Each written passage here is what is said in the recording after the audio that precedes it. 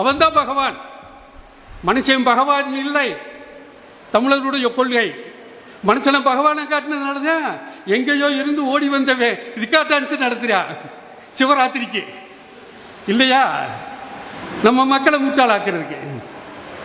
இன்னொரு கூட்டம் அறியாத மக்களை, பெண்களை நான் பார்த்த மதுரையில் ஒரு 4-5 பொம்பளைய உண்டியில ஏந்தி தெருத்தருவா வந்துக்கிட்டு இருந்தாங்க. அவங்க ஊரம் சவுப்பு சேலை ஊற்றிருந்தாங்க.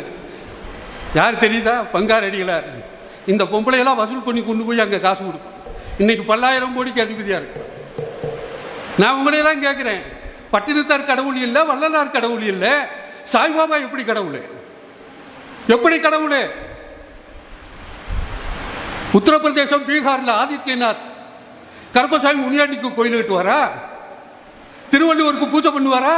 ஆனா இங்க இருக்கக்கூடிய ஒரு ஆதீன கர்த்தர் தமிழன் கட்டி கொடுத்த மடத்திலே வாழ்ந்து கொண்டு, தமிழன் கொடுத்த சொத்திலே சாப்பிட்டுக் கொண்டு பல்லக்கு செல்லலாம், குரு பூஜை நடத்தலாம், பருப்பு சாம்பார் பாயாசம் சாப்பிடலாம், அதற்கு தடை இல்லை.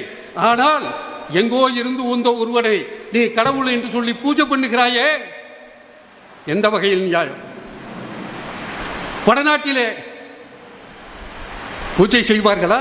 திருவள்ளுவருக்கு அவைக்கு பூஜை பண்ணுவாங்களா? கருப்பசாமி முனியாண்டிக்கு கோயில் கட்டுவார்களா?